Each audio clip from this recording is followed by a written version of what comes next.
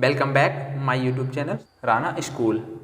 तो इस वीडियो में प्रतिरोधों का संयोजन के बारे में कराएंगे। तो कॉम्बिनेशन ऑफ रेजिस्टेंस संयोजन, प्रतिरोधों का संयोजन किस प्रकार होता है। तो रेजिस्टेंस का जो कॉम्बिनेशन टू टाइप से होता है, वन सीरीज और दूसरा पैरेलल।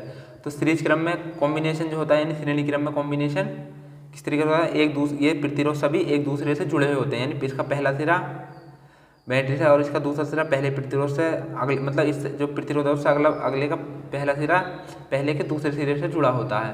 ठीक, तो इस संयोजन में प्रतिरोधक को इस प्रकार क्रम में जोड़ा जाता है कि प्रतिरोधक का दूसरा सिरा पहले प्रतिरोधक के पहले सिरे से जुड़ा हो। इस प्रकार के संयोजन में धारा का कुल एक मार्ग होता है, क्योंकि धारा सभी में धारा के लिए एक मार्ग होगा। धारा यहाँ से बहेगी और यहाँ पे वापस आ जाएगी। ठीक है,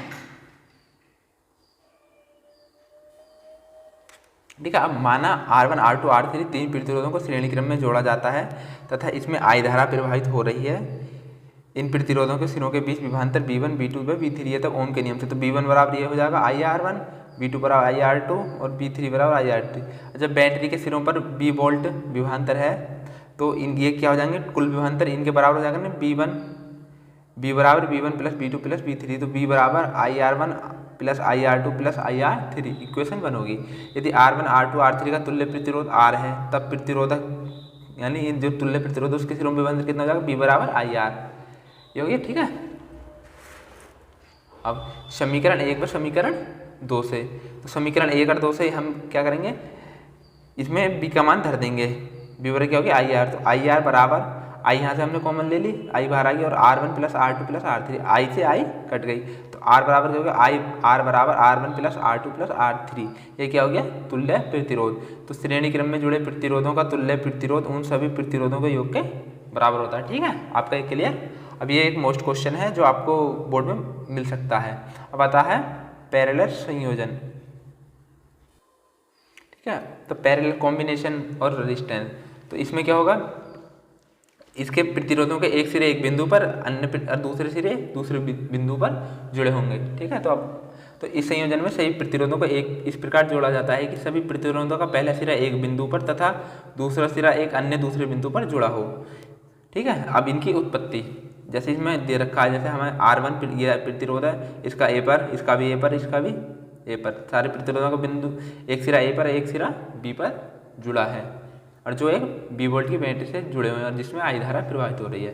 ठीक है, अब इसकी करते हैं उत्पत्ति।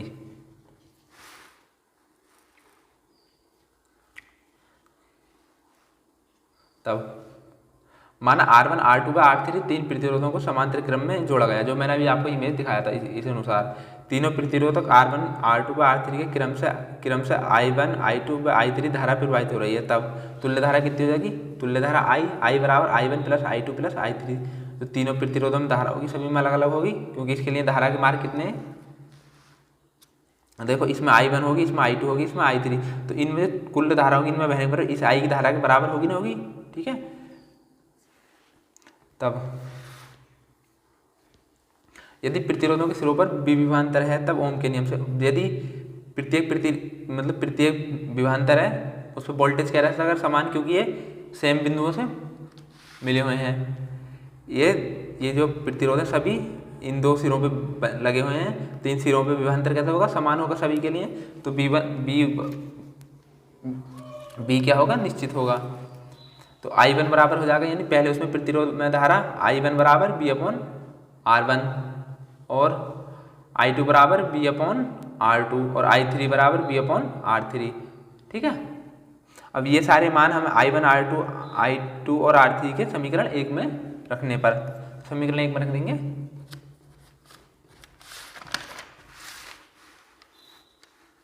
ठीक, तो इन सभी मानों को समीकरण 1 में रखने पर, ठीक, तो I बराबर हो जाएगा B/R1 plus B/R2 plus B/R3। समीकरण हो जाएगी 2। यदि बिंदु A व B के बीच तुल्य प्रतिरोध R है तब ओम के नियम से जब R है तो उसमें धारा कितनी हो जाएगी, तुल्य प्रतिरोध में B बराबर B/R, I बराबर B/R। तो समीकरण 1 तथा समीकरण 2 और समीकरण 4 से। ठीक है, तो यहाँ पे I का मान धर देंगे B/R। तो यहाँ से B कॉमन ले ली सभी में से, 1/, तो 1/R1 plus 1/R2 plus 1/R3 B से बी कट गई है नहीं, तो क्या बचा 1/R बराबर 1/R1 plus 1/R2 plus 1/R3। ठीक है, तो समांतर क्रम में जुड़े प्रतिरोधों का तुल्य प्रतिरोध का व्युत्क्रम, यानी ये देखो समांतर क्रम में जुड़े प्रतिरोधों का तुल्य प्रतिरोधों का व्युत्क्रम उन सभी प्रतिरोधों के व्युत्क्रम के योग के बराबर होता है। तो यही तो कह रहा है। ठीक है, आपका ये क्लियर। तो आप इसके अंतर भी आ जाते हैं कभी कभी पूछने को, श्रेणी क्रम और समांतर क्रम में अंतर, तो इसके ज़्यादा अंतर नहीं है, 3 है। तो श्रेणी क्रम में हो जाएगा, श्रेणी क्रम में सभी प्रतिरोधक सभी प्रतिरोधों में एक ही धारा प्रवाहित होती है। और इसका दूसरा अंतर हो जाएगा, सभी प्रतिरोधों के बीच विभवांतर भिन्न भिन्न होता है, यानी प्रत्येक प्रतिरोध में विभवांतर क्या होगा, अलग अलग। किस क्रम में, श्रेणी क्रम में। और समांतर क्रम में जुड़े सभी प्रतिरोधों में धारा अलग अलग बहेगी, यानी भिन्न भिन्न प्रबलता से धारा बहेगी। और समांतर क्रम में जुड़े प्रतिरोधों के सिरों के बीच समान विभव रहेगा, यानी विभवांतर कितना रहेगा, समान। ठीक है, तो आपने अभी भी हमारे चैनल को सब्सक्राइब नहीं किया है, जो अभी तक हमसे नहीं जुड़े हैं वो सब्सक्राइब कर लो। और आपको जो मैं लिंक दे दूंगा आपको वेबसाइट का, राना स्कूल वेबसाइट का, वहाँ पे आपको ये नोट्स मिल जाएंगे, वहाँ से आप इसे डाउनलोड कर सकते हो नोट्स को, तो लिंक डिस्क्रिप्शन में मिल जाएगा।